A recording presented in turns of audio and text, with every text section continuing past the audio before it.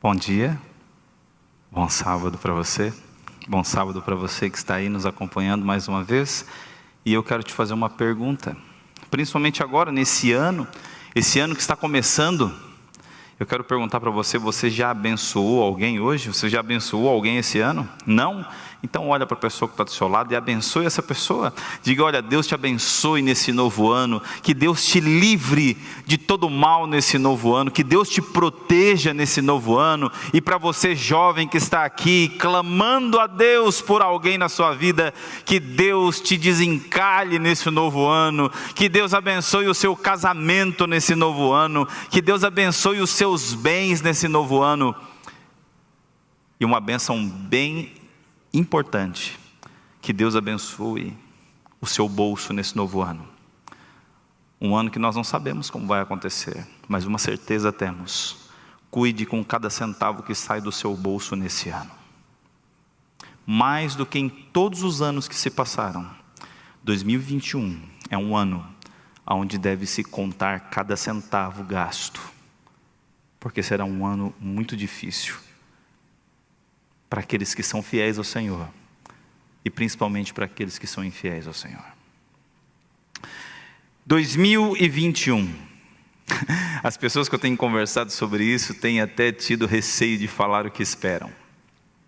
Isso porque no final de 2019, o grande clamor das pessoas era: tomara que esse ano acabe logo e 2020 venha, cheia de sonhos, cheio de expectativas. Eu me lembro em muitas conversas que tive aqui com alguns amigos, alguns companheiros de trabalho, havia muitos sonhos para 2020.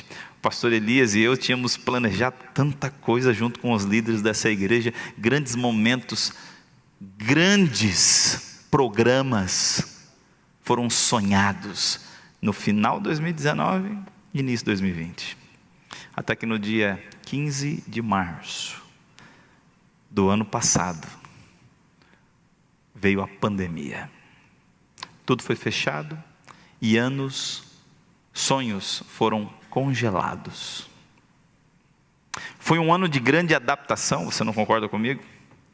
Um ano de grande adaptação. Todos que estão aqui, seja virtualmente, seja presencialmente, tivemos nossas frustrações esse ano. Para muitos, foi um bom ano para a recuperação da saúde, para reorganizar os valores, reorganização dos valores. Foi um bom ano para isso.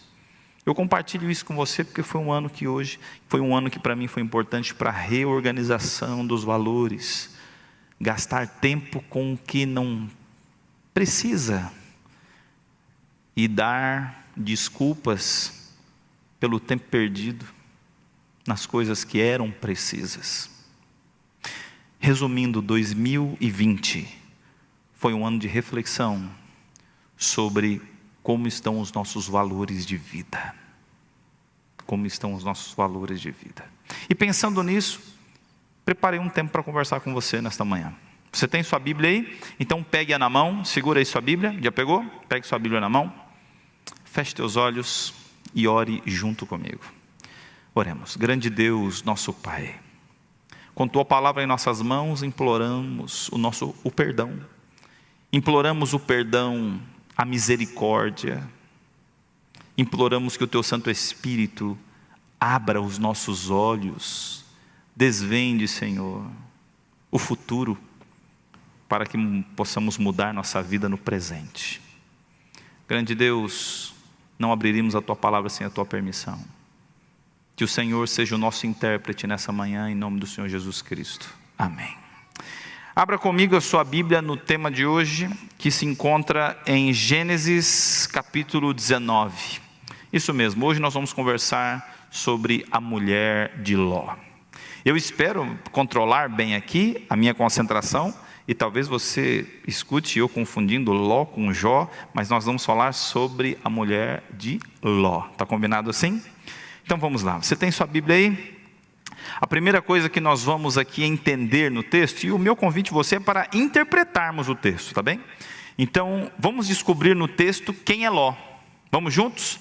Vamos descobrir quem é Ló. E para isso eu convido você a abrir Gênesis capítulo 19, versos 1 a 3. Você acompanha na sua Bíblia, eu vou fazer a leitura aqui na minha Bíblia. Diz assim: Ao anoitecer vieram os 2 anjos a Sodoma, cuja entrada estava Ló assentado. Este, quando os viu, levantou-se e, indo ao seu encontro, prostrou-se rosto em terra.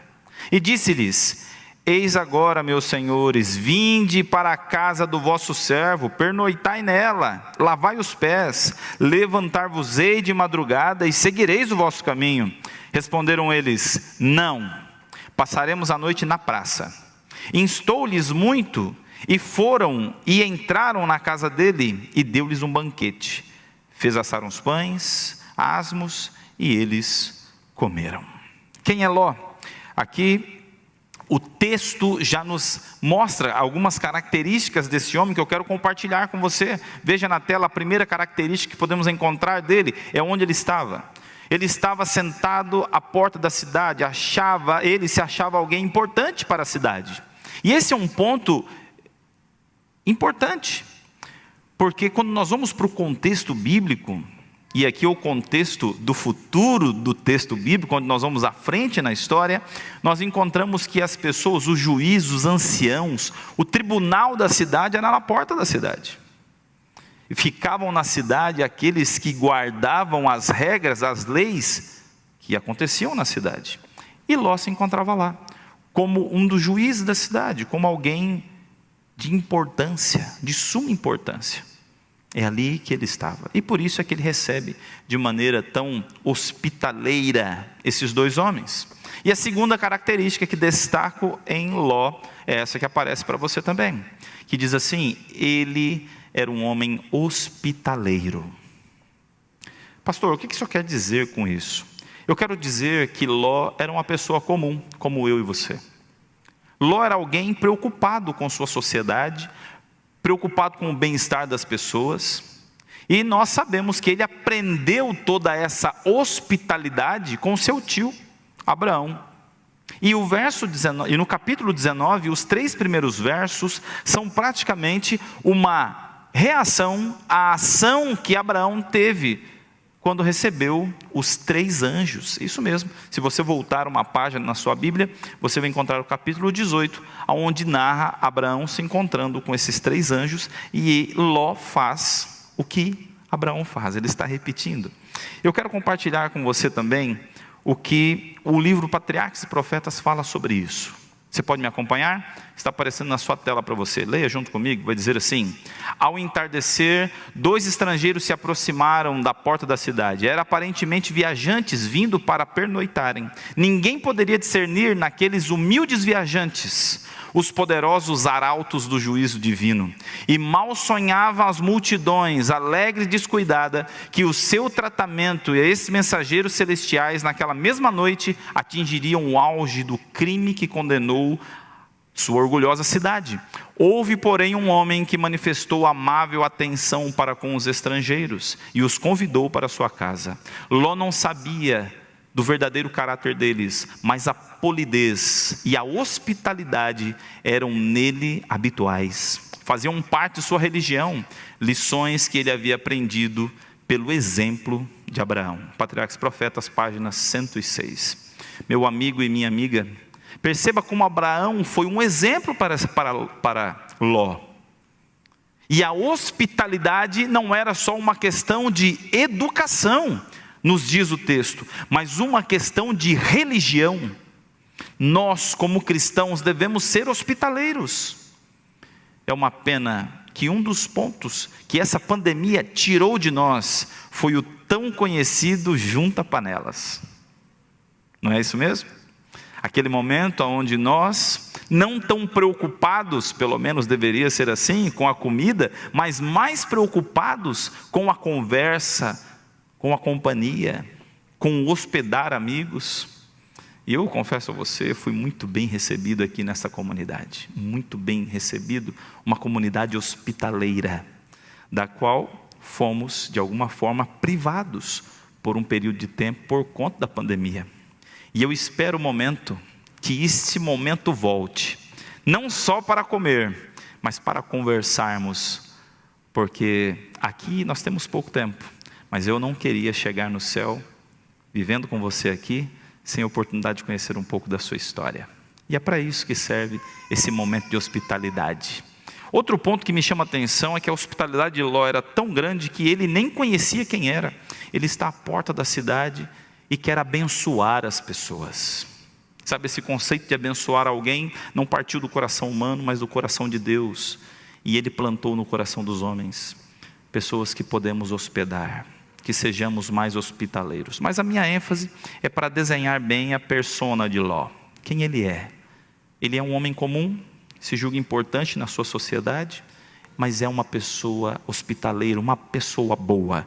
Ele é uma pessoa boa. Vamos ver agora um pouco então do ambiente em que Ló está. Porque talvez você pergunte, pastor, por que entender quem é Ló? Você quer entender quem é a família? Então estude sobre o sacerdote do lar. Você quer saber quem são os filhos? Observem os pais. Como disse na apresentação das duas princesas, nós somos exemplos. Ninguém nasce sabendo, nós nascemos para aprender. E se você quer conhecer uma família, saber quem ela é, observe o sacerdote do lar. Por ação ou falta dela, ele forma a opinião, ele forma a posição e ele dá as bases de caráter para a esposa e filhos. Então vamos ver o ambiente em que isso aconteceu. Qual era o ambiente? E para isso convido você a acompanhar comigo, está na sua tela, acompanhe a leitura comigo, e diz assim: mas antes que eles se deitassem, os homens daquela cidade cercaram a casa. Eram homens de Sodoma, tanto moços como velhos, sim, todo o povo de todos os lados, e clamaram a Ló e disseram: onde estão os homens que à noitinha entraram em sua casa? Traga-os aqui, para que abusemos deles. Muito bem, perceba dois pontos especiais que eu trago nesse ambiente, nesse cenário que a Bíblia aponta para onde Ló estava. Ló sabia que Sodoma era um lugar mau, e todos nós sabíamos. Você pode voltar comigo na sua Bíblia em Gênesis capítulo 13? Abra aí, Gênesis capítulo 13, versos 12 e 13. Você tem aí? Abre comigo. Gênesis 13, versos 12 e 13. Vai dizer assim: habitou Abraão na terra de Canaã, e Ló nas cidades da campina, e ia armando as suas tendas até Sodoma. Ora, os homens de Sodoma eram maus e grandes pecadores contra Deus. O texto bíblico já havia nos anunciado que os moradores de Sodoma não eram flor que se cheire, como diz o ditado popular. Eram homens maus, pessoas ruins. E não eram só pessoas ruins diante dos homens, mas diante de Deus, grandes pecadores. E esse é um ponto importante, principalmente na ênfase que quero dar em duas características, uma em cada verso dos que lemos, uma no verso 4 e uma no verso 5. Acompanhe comigo a leitura mais uma vez, principalmente a parte que deixei em negrito para você. O texto vai aparecer para você, veja a parte em negrito. Vai dizer que tanto os moços como os velhos. Olha aqui para mim. Esses moços estão fazendo o mal porque aprenderam com os mais velhos. Eles estão apenas repetindo o que eles aprenderam. Meu amado amigo e amiga, amado rebanho do Senhor, povo santo, ovelha do Deus vivo, tudo que fazemos deixa um legado para a família e para as pessoas que estão ao nosso redor. As ações dos mais velhos dão o caminho, a trilha para os mais moços. Nós costumamos exigir dos jovens que eles sejam honestos quando são jovens. A pena é que não damos bom exemplo quando mais velhos. Eu acredito que todo ensinamento ele fica melhor com exemplos. E eu tenho conversado com algumas pessoas da nossa comunidade local e também da comunidade de Engenheiro Coelho, cidade aqui ao nosso lado. E eu fico muito triste ao ouvir relatos de pessoas que dizem da falta de educação, o achar-se importante demais para a comunidade e acabar oprimindo aqueles que esperam um bom exemplo da nossa parte. Filhos que têm pais críticos ao extremo se tornarão crianças críticas ao extremo. E você vai perceber que eu dou minha ênfase muito às famílias. Sabe, pai, mãe, se você é um crítico da igreja de Deus, seu filho está observando isso. Seu sobrinho, seu neto, seus netos estão observando. E você os está ensinando a criticar as pessoas pelo que elas fazem ou deixam de fazer, falam ou deixam de falar. Mas não se esqueça que a primeira pessoa que ela vai aplicar a crítica que você ensinou vai ser você mesmo. Então cuidado, querido amigo, para não julgar demais as pessoas, porque a primeira pessoa que os nossos filhos vão julgar somos nós. Eu me lembro, certa feita, estava em uma igreja, assistindo, e eu não me agradei muito do sermão. Não gostei, eu não sei porquê, agora eu não lembro, não sei porquê. A nossa filha Larissa era pequenininha, bem pequena, devia ter uns 6 anos mais ou menos. Mas na entrada, ou melhor, na saída, a hora que o pregador passou, eu cumprimentei, dei um abraço, falei, que a bênção, foi muito abençoado. E quando eu olhei para o lado, lá estava a Larissa, com os olhos arregalados, olhando para mim. Fomos para o carro, e no caminho de ir para casa, na minha insensatez e maturidade, comecei a trazer minhas críticas a respeito da mensagem para minha esposa. E a nossa filha estava no banco de trás. E em um momento, o Espírito de Deus tocou minha cabeça, porque Ele deu um puxão de orelha e Ele falou comigo assim, olha para trás. E no momento rápido, eu olhei para trás, e a Larissa estava com os olhos arregalados, não de assombro, porque ela nem entendia muito bem o que estava acontecendo, mas ela estava aprendendo, absorvendo, aprendendo a como se comportar após o culto. Era o que ela estava fazendo. E eu parei o carro e pedi perdão à esposa, à filha, e tive que desensinar, não sei se essa palavra existe, mas inventei agora, que o que estava acontecendo estava errado. Porque no momento em que eu critico alguém que tratei bem e falo mal depois, os nossos filhos vão aprender a fazer a mesma coisa conosco. E talvez seja por isso que em sua adolescência nossos filhos se revoltem tanto contra a postura ou a tentativa de impor um ambiente moral na casa, quando nós, durante mais de 10 anos, ensinamos a nossa família a ter uma atitude imoral. Tudo que fazemos aqui reflete para a eternidade. Todo o nosso comportamento vai ser espelhado em nossos filhos. Então, meu querido amigo, tome muito cuidado com o que você faz, com o que você fala, porque tudo que fazemos ensina os nossos filhos a como fazer. A diferença é que eles não vão fazer como nós, porque eles vão ter as características deles, e talvez sejam pior do que nós, que seria uma derrota na criação daqueles que deveríamos ensinar a serem bondosos, amáveis, hospitaleiros, receptivos, misericordiosos e perdoadores. Como foi seu exemplo em 2020? Qual foi seu comportamento moral em casa, aonde os pensamentos podem ser ditos em voz alta? A seletividade, eu não sou contra você escolher o sermão que você quiser assistir, mas nem sempre as pessoas precisam ouvir o porquê você está fazendo a escolha que está. Outro ponto interessante que eu quero trazer com você, e vai aparecer na sua tela esse texto de novo, é a parte final do texto. Acompanhe comigo. Vai dizer assim: e chamaram Ló e lhe disseram: onde estão os homens que à noitinha entraram na sua casa? Tragam-nos fora para que abusemos deles.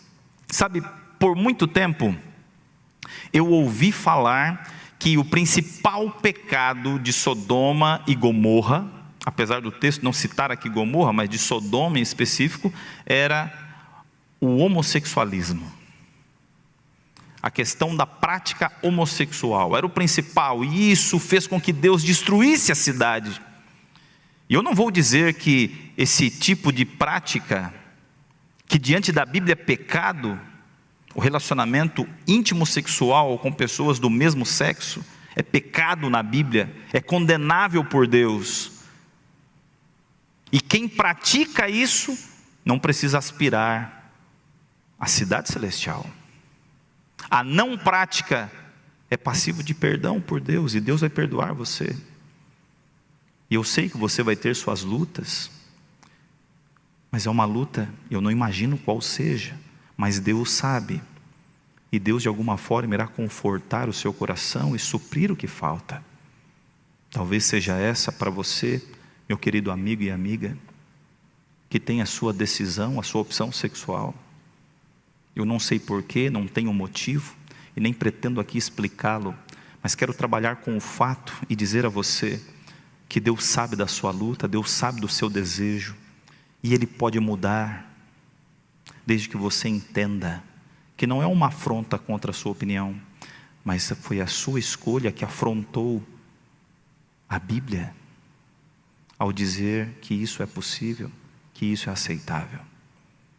Eu entendo que você possa ter sentimentos sinceros no seu coração, mas Deus condena essa prática.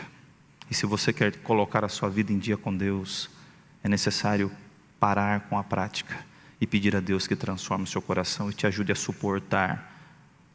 suportar os desejos que a nossa mente faz com que queiramos praticar. Mas aqui eu tenho que dizer a você o seguinte: não tem a ver com a prática da homossexualidade apenas. Tem muito mais aqui. Quando nós colocamos a culpa nesta prática, estamos escondendo outras práticas que estão no mesmo nível de transgressão que esta. E eu quero conversar com você sobre isso agora, e o próprio texto vai explicar isso. Eu convido você a ir comigo em Gênesis capítulo 19, verso 13, o texto vai aparecer na sua tela, e vai dizer assim, dando o motivo da destruição, ele diz: pois vamos destruir este lugar, porque o seu clamor tem aumentado, chegado até a presença do Senhor, e o Senhor nos enviou a destruí-lo. Perceba que a ênfase aqui é que o clamor dessa cidade chegou até Deus. A melhor forma de entendermos o uso da palavra e o seu significado é procurando como ela foi usada primariamente e depois em outros textos. A palavra clamor aqui é a chave hermenêutica para entendermos o porquê que Deus decide destruir essa cidade.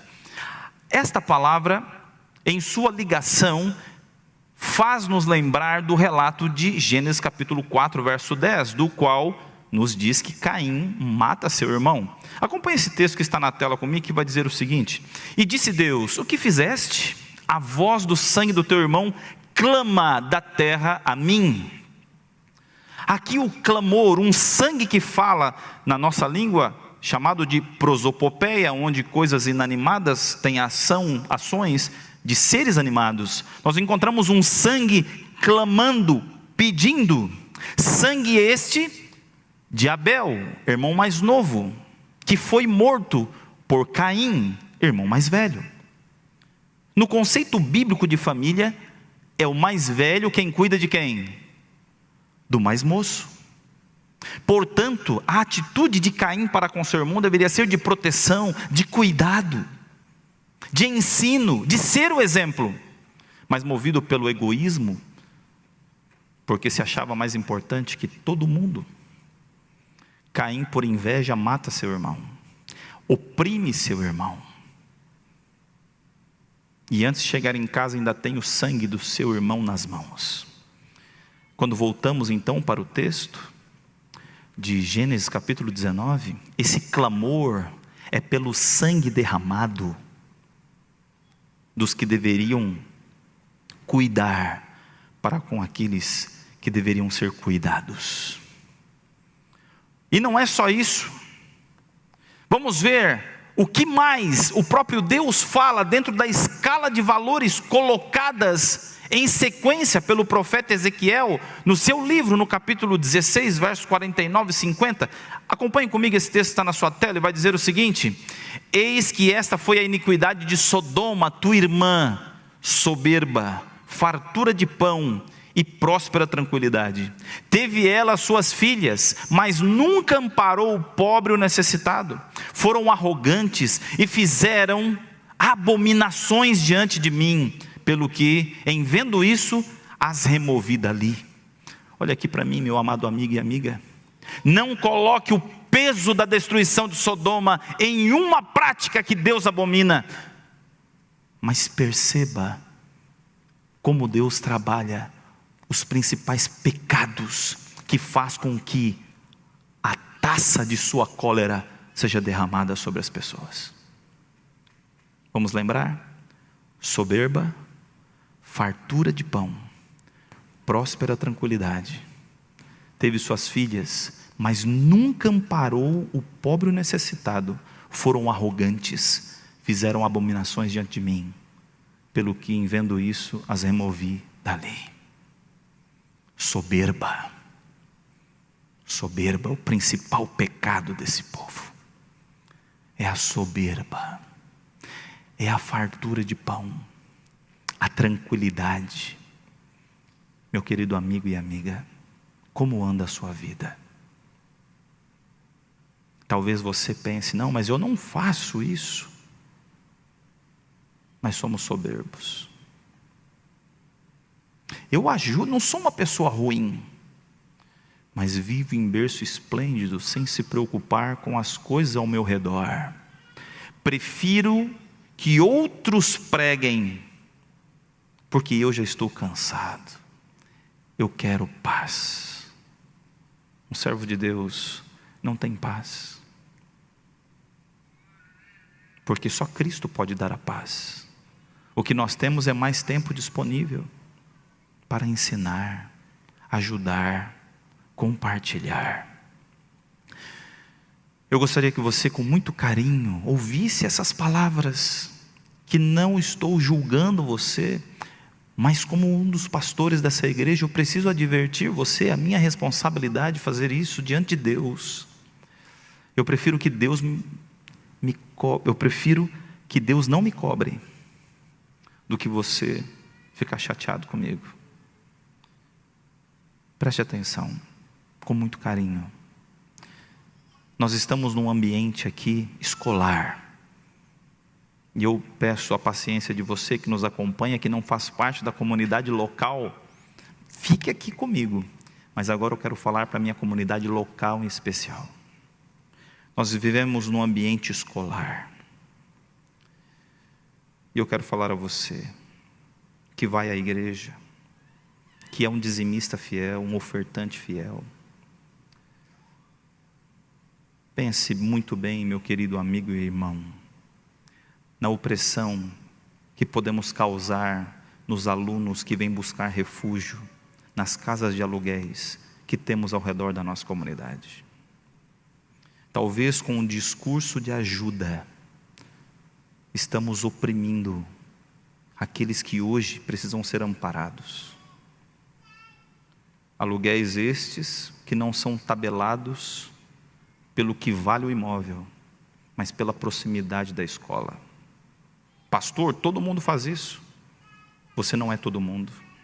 Deus te deu esses bens para você abençoar as pessoas, e não para você oprimir as pessoas.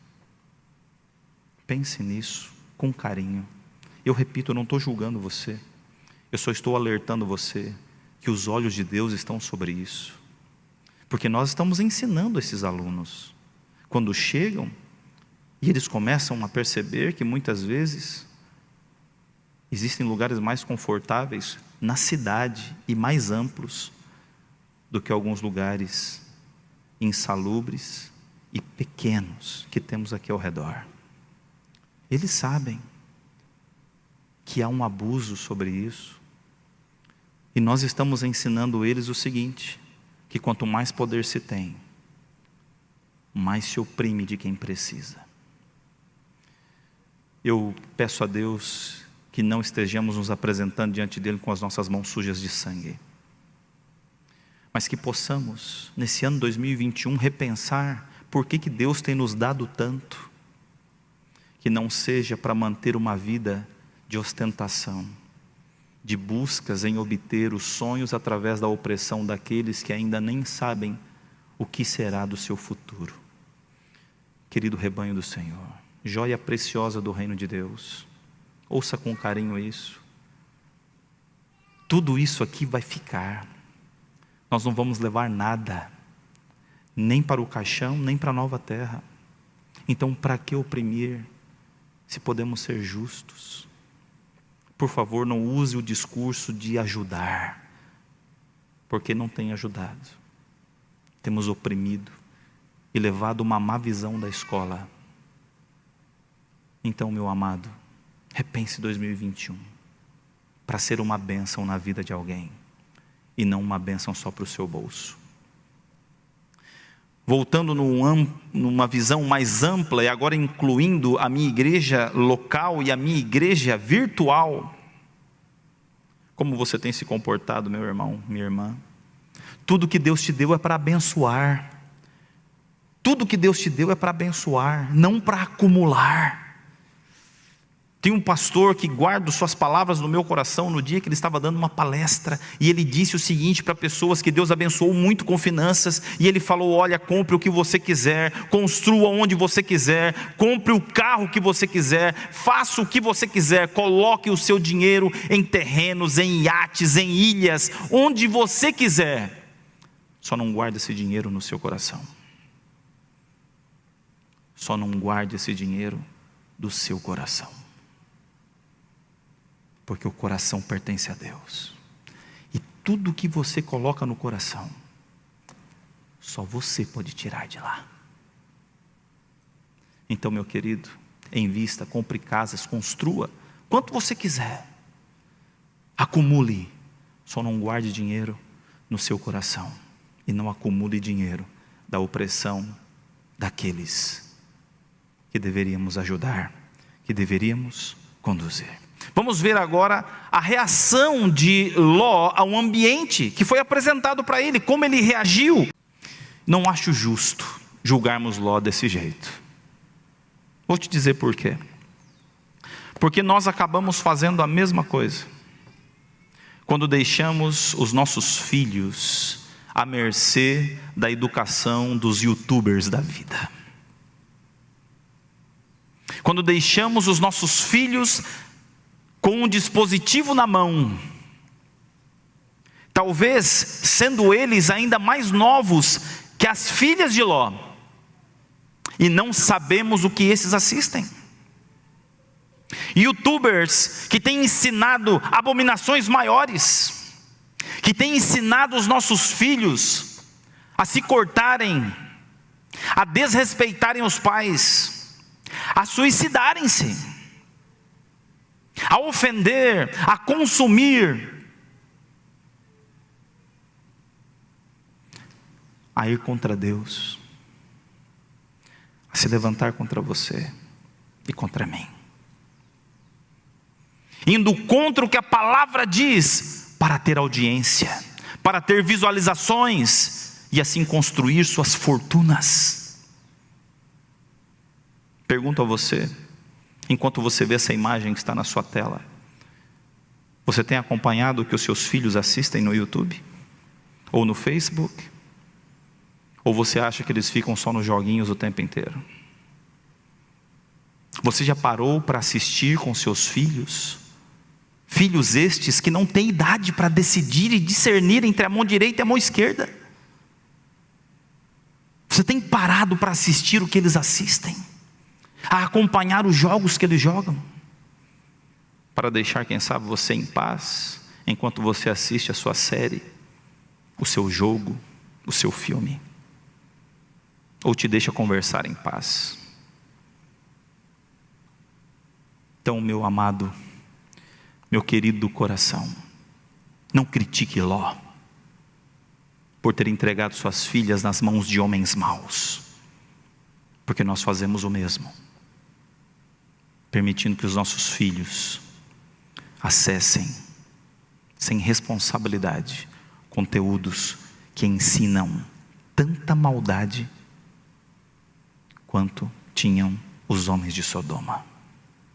Ah, pastor, então eu vou arrancar esse celular da mão dos meus filhos.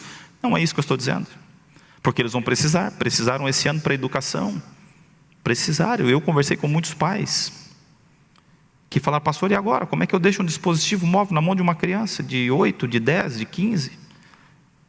Foi um aprendizado para você e para mim, para todos nós. Mas agora, olha para mim.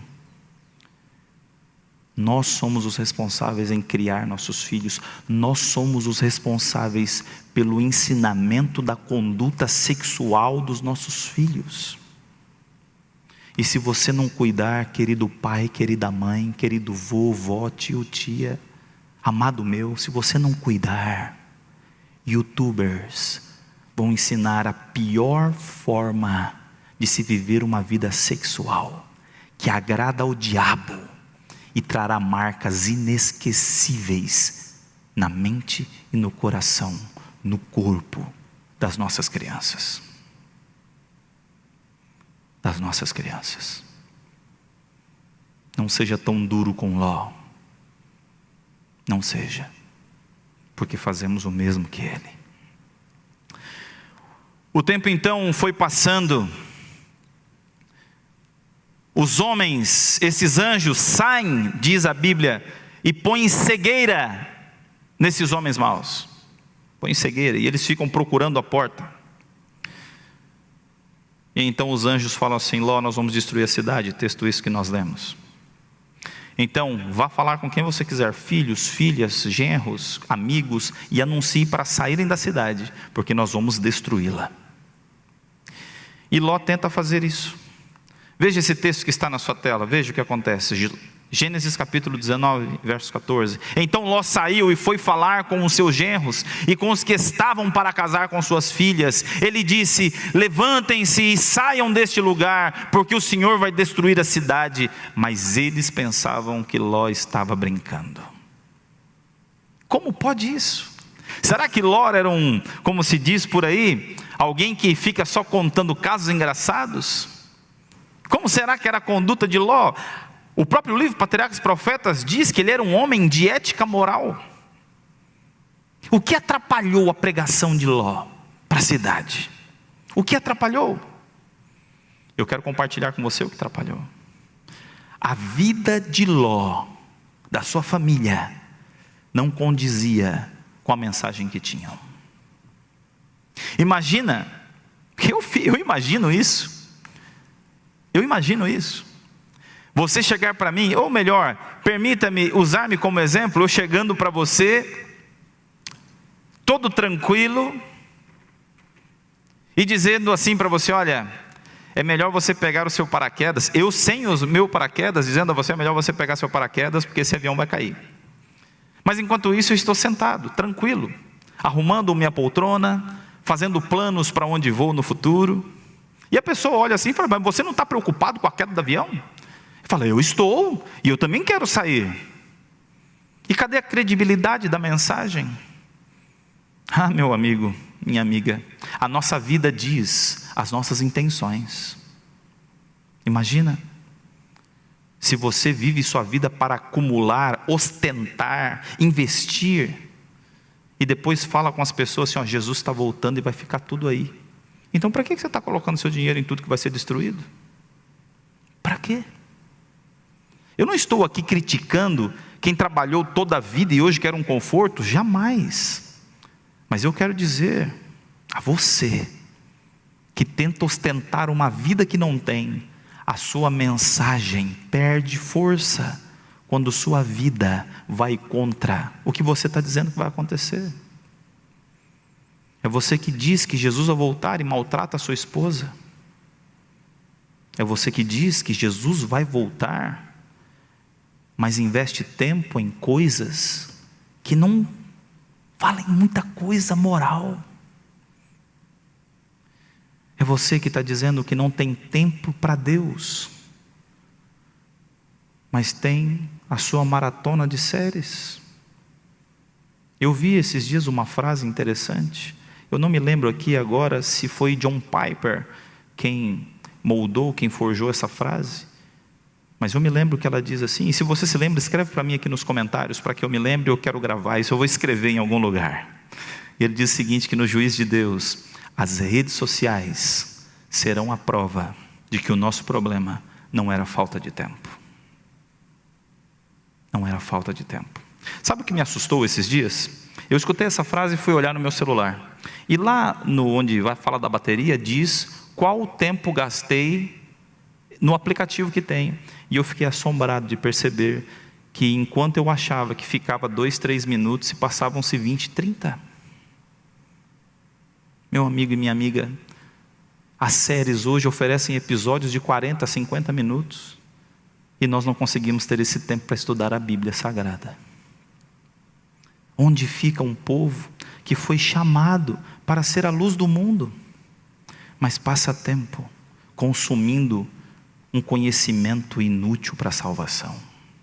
Eu não estou aqui fazendo uma apologia contra as séries. Eu só estou dizendo que para quem está pregando que Jesus está voltando e que nada levaremos desse mundo, passar noites inteiras maratonando histórias fictícias que tem Satanás como seu autor ou coautor, não condizem com uma pregação de saúde, de reforma e de reavivamento. Eu não sei como é que foi o seu ano 2020, porque foi o ano onde essas empresas de streamings mais ganharam, porque a Bíblia foi deixada de lado. E hoje, talvez, saibamos até as falas daquilo que assistimos de cor, mas temos dificuldades de declamar um salmo da palavra do Senhor. Talvez você fale assim, pastor, mas o que então? O que nós vamos fazer se isso virou é uma pandemia? Isso também é uma pandemia. As pessoas hoje querem ter um conteúdo para conversar, querem ter o que falar, querem ter com quem falar, um conteúdo que seja agradável a todos. Nós precisamos ser populares, nós precisamos estar inseridos numa realidade, numa sociedade. Então eu preciso saber de todos, todo o assunto possível. E eu digo, você jovem que está aqui comigo, você não precisa disso. Você pode saber um pouco de cada coisa, mas não precisa ser especialista num conteúdo. Um conteúdo inválido para a salvação. Seria tão bom se pudéssemos ter um assunto bíblico e passar mais tempo falando das bênçãos de Jesus do que dos efeitos especiais desse ou daquele capítulo. Seria tão bom.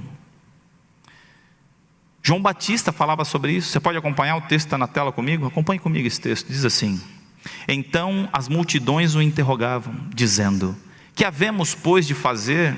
Respondeu-lhes: quem tiver 2 túnicas, reparta com quem não tem, e quem tiver comida, faça o mesmo. Foram também os publicanos para serem batizados, e perguntaram-lhe: mestre, o que havemos de fazer? Respondeu-lhes: não cobreis mais do que o estipulado. Também soldados lhe perguntaram: e nós, o que faremos? E ele lhes disse: a ninguém maltrateis, e não deis denúncia falsa, e contentai-vos com o vosso soldo. Perceba que na busca da salvação, na busca de colocar sua aliança em dia com Deus, João Batista orienta não a vender tudo, não a viver uma vida de nômade por aí, mas ele orienta o seguinte: seja uma bênção, seja honesto, seja uma bênção. No mundo onde todo mundo quer tirar vantagem, você é chamado para abrir mão de vantagens, para ser bênção e dar vantagens àqueles que precisam. Dar vantagens àqueles que precisam, do que tirar vantagens para engordar o bolso, enquanto fazemos com que alguns se enfraqueçam porque vivem para pagar casa e comida. Sabe, me dói no coração ver jovens tendo que sair com suas bolsas de trufa, enquanto poderiam estar estudando, para se tornarem profissionais melhores, poderiam estar ensaiando, mas para manter os altos preços, que não precisava ser assim. Não quero dar palpite na sua vida financeira, por favor, mas quero te alertar, Deus está vendo. Nós deveríamos ajudar esses jovens, que o sacrifício seja nosso e não deles. Ah, pastor, eles precisam aprender a dar valor. Eles vão aprender, eles vão aprender. Hoje precisamos ensiná-los uma profissão, para que quando estejam bem financeiramente, ao invés de oprimir aquele que está começando, possam abençoar, como foram abençoados. Se contentar com o que se tem, não querer os dos outros. Voltando para o texto, Gênesis capítulo 19, verso 15, acompanhe comigo, vai dizer assim: ao amanhecer os anjos apressaram Ló, dizendo: levante-se, pegue a sua mulher e suas 2 filhas, que aqui se encontram, e saia daqui, para que você não morra quando a cidade for castigada. Amado amigo e amiga, perceba que Ló, ele está tentando fazer, mas ele não está conseguindo. O seu testemunho não condiz com a sua pregação, as pessoas não acreditam nele. Ele quer sair da cidade, ele não consegue. Ele quer pregar, ele não consegue. Ele sabe o que fazer, ele sabe o que falar, ele sabe aonde ir, mas ele não consegue fazer. Ele tem na mente o que fazer, ele tem os cálculos, o planejamento, ele sabe, ele tem ideia do que fazer, mas ele não consegue. E é assim a realidade do ser humano. Você e eu sei dos maus que tenho que abandonar, eu sei das minhas obras más que tenho que abandonar, mas a gente não consegue. Queremos ser bons,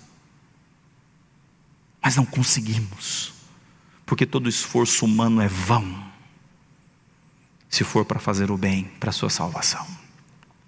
E então vem o texto mais bonito desse capítulo, mais bonito, e ele diz assim: como porém ele se demorasse, aqueles homens o pegaram pela mão, a ele, a sua mulher e as suas 2 filhas, sendo-lhe o Senhor misericordioso, e o tiraram e o puseram fora da cidade.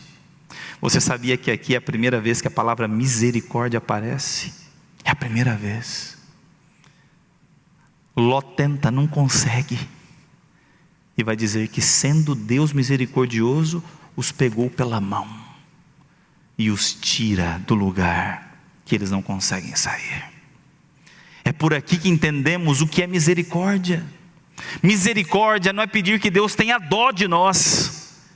Misericórdia é pedir que Ele nos ajude. Eu compartilho essa frase com você, acompanhe comigo.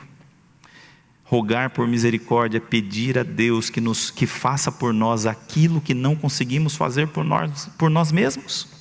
E talvez eu aqui esteja falando com pessoas que estão nas garras do fumo, nas garras da bebida, nas garras da droga, nas garras da pornografia, nas garras da prática homossexual, nas garras do diabo.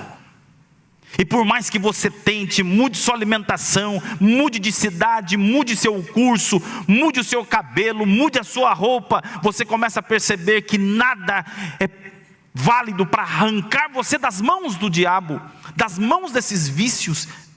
E eu digo a você, meu amigo, que agora, entendendo que misericórdia é Deus te arrancando de onde você não consegue sair, que em nossas orações devemos incluir esse pedido de misericórdia, para que Deus nos arranque das mãos do mal, nos arranque desse charco de lodo, dessa areia movediça que você caiu quando foi seduzido pelo pecado. Pedir a Deus misericórdia, pedir a Deus que faça aquilo que você não consegue. E talvez eu fale aqui com pais que foram um mau exemplo para os seus filhos uma vida inteira, e hoje colhem isso. E talvez você olhe e fale: pastor, como eu faço? Hoje eu sei a verdade, eu não sabia naquela época. Peça a Deus misericórdia, peça que Deus te ajude, peça perdão a quem você fez mal. E mesmo que não seja aceito o seu perdão, não retenha para você, mas ofereça. Peça. Resolva o passado, pedindo a Deus misericórdia, forças, para que você saia das garras do diabo e deixe de ser uma marionete nas mãos dos demônios. Um dos últimos versos dessa manhã está em Gênesis 19, 26, e diz o seguinte: a mulher de Ló olhou para trás e virou uma estátua de sal. O que fez com que essa mulher olhasse para trás? Por que ela olhou? Os anjos disseram: vão e não olhem para trás. Por quê? O que motivou essa mulher? O que tinha lá para que ela olhasse? Veja o que diz o livro Patriarcas e Profetas sobre isso. Acompanhe na sua tela. Diz assim: ao mesmo tempo em que o seu corpo estava sobre a planície, o coração apegava-se a Sodoma, e ela pereceu com a mesma. Rebelara-se contra Deus, porque os seus juízos envolviam na ruína das posses dos filhos, posto que tão grandemente favorecida ao ser chamada da ímpia cidade, entendeu que era tratada severamente, porque a riqueza que tinha levado anos para acumular, devia ser deixada para a destruição. Patriarcas e Profetas, página 161. Meu querido amigo, minha querida amiga, o que tem prendido você a esse mundo? O que tem prendido você a esse mundo? Enquanto você vê essa imagem, ouça a minha voz. O que no dia da volta de Jesus faria com que você olhasse para trás? Olha para mim aqui agora. O que no dia da volta de Cristo faria com que você olhasse para trás? Eu quero olhar nos seus olhos e dizer a você o seguinte: quando pedimos a Deus misericórdia, nós pedimos que Ele nos ajude, nós pedimos que Ele nos ampare, nós pedimos que Ele fale conosco ao nosso coração, pedimos que Ele nos ilumine. E eu quero olhar para você agora e lhe perguntar mais uma vez: o que você tem plantado nesse mundo que na volta de Jesus faria você olhar para trás? Sua casa, os veículos, suas casas, o conforto, o quê? O emprego, um relacionamento fora do casamento, o quê? Os prazeres promíscuos da vida, o quê? Onde você tem plantado o tesouro que Deus tem te dado? Eu quero terminar com esse texto, acompanhe comigo. Ele diz assim: não acumulem tesouros sobre a terra, onde a traça e a ferrugem corroem, os ladrões escavam e roubam, mas ajuntem tesouros no céu, onde as traças e a ferrugem não corroem, e os ladrões não escavam, nem roubam, porque onde estiver o seu tesouro, aí estará o seu coração. Meu amigo e minha amiga, é hora de abrirmos mão do que nos tiraria do céu. Hoje é dia de fazer isso. É um namoro? Acaba com isso. Acaba com isso. É um caso? Acaba com isso. É a bebida consumida, escondida. Peça a Deus misericórdia para que seja abandonado. Seria um palavreado vulgar que te pesa o coração depois que fala. Peça a Deus forças. Seriam os seus bens, o seu castelo. Peça a Deus forças, porque 2021 é um ano com uma interrogação muito grande. E como seu pastor, eu aconselho você a abandonar tudo que faria você olhar para trás no dia que Jesus voltar. Não acumule nada no seu coração, nada que você não possa abandonar em 1 minuto. Nesse momento você vai escutar uma música pela Vanessa. E enquanto a música toca, eu gostaria que você pensasse no que você precisa abandonar. Sonhos, planos, projetos, um casamento que você está vendo que vai dar errado. Para você que é noivo, você está vendo que vai dar errado. Acaba com isso. Acaba com esse namoro. Acaba. Cancela essa conta. Muda de amigos. Muda de lugar. Muda de curso. Mas não permita que o diabo fixe seus olhos nas coisas que você não vai conseguir abandonar. Ouça a música, ouça a voz de Deus e repense seus valores para 2021.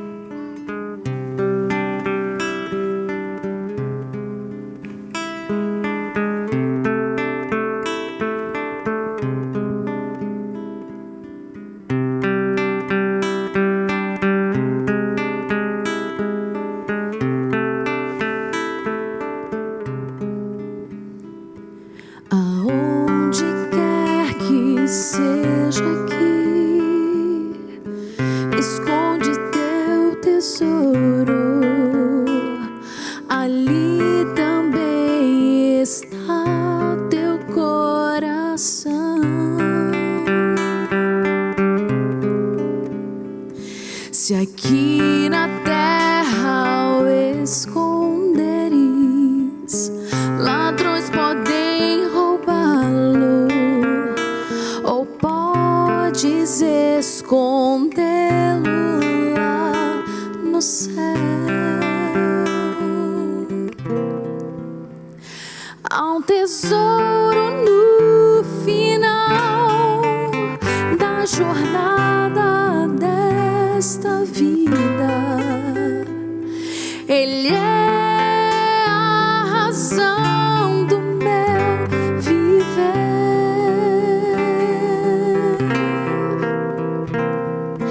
Cristo é o tesouro, Ele é a razão pela qual eu vivo.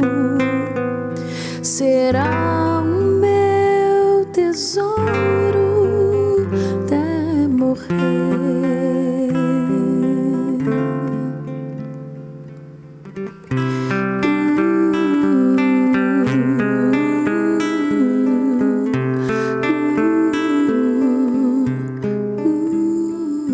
Se pensas hoje onde vais, ou qual será o caminho, existe um mapa para todos nós. Se nós o lermos e o seguirmos aonde ele indica, não nos perderemos. Só temos que escolher.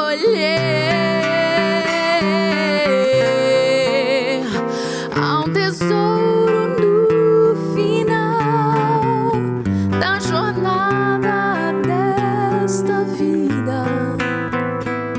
Ele é a razão do meu viver.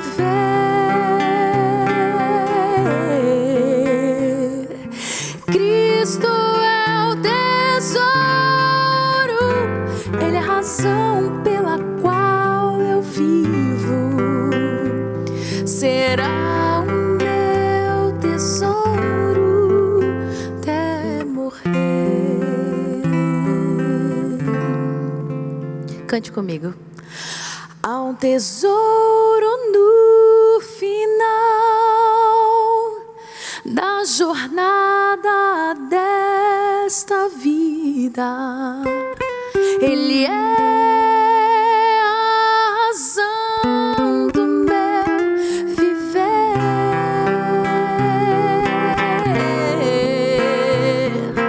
Cristo é o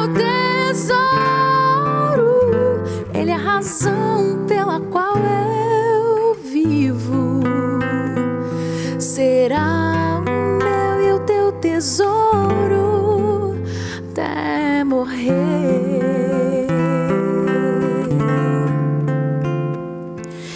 Cristo é o meu tesouro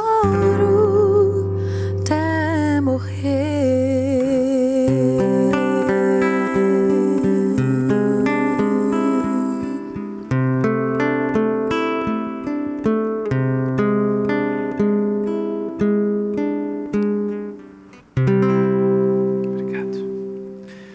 Eu tenho um sonho de poder ver na minha comunidade um espírito de amor, um espírito de compaixão. Jesus disse que nós seríamos conhecidos pelo amor e não pela crítica, pela ostentação, pela arrogância. Não somos melhores por sermos cristãos adventistas do sétimo dia. Somos mais responsáveis pela visão de Deus no mundo. Mais responsáveis pelas crianças, pelos jovens, pelos idosos, pelos estrangeiros. Meu sonho para minha comunidade, da qual, junto com o pastor Elias e esse ano o pastor Claudio Omar, iremos pastorear, é que sejamos menos faladores maus, mais acolhedores, hospitaleiros. Que ao chegarem em nossa comunidade, as pessoas saibam muito mais do que Deus tem feito por esta igreja, do que dos pecados que essa igreja tem cometido diante de Deus. Que as pessoas que se aproximarem pelas demonstrações de carinho e amor que vamos ter uns com os outros, queiram ser amados com o mesmo amor que nós proporcionamos a quem está perto de nós. Meu sonho, porque eu também tenho decisões a tomar, é que nos preparemos melhor para a volta de Jesus. Que 2021 seja marcado pela mudança da nossa vida, por uma vida de bênção, uma vida de abençoar, amar, cuidar, abraçar, educar, e menos por criticar, por ser seletivo com as pessoas, por ser venenoso com as situações. Vamos juntos nessa. Você me ajuda e eu te ajudo, e juntos, através da misericórdia de Deus, nós vamos para o céu, onde temos guardado o nosso tesouro. Posso orar com você? Feche seus olhos onde você está. Ore comigo. Grande Deus, nos colocamos aqui diante do Senhor, rebanho do teu pastoreio, teus príncipes e princesas, povo que o Senhor chamou das trevas para a sua maravilhosa luz, pessoas que foram alcançadas pela tua graça, cobertas pela tua justiça, e estamos em processo de transformação. Senhor Deus, muda as palavras da nossa boca, que sejamos mais abençoadores do que trazer informações privilegiadas da vida das pessoas, que sejamos mais amorosos do que rancorosos, que possamos abraçar mais do que afastar-se de abraçar, que possamos amar mais do que exigir amor, que possamos nos sacrificar mais do que exigir sacrifícios, e que o nosso tesouro não seja nada além do Senhor, ó Jesus Cristo.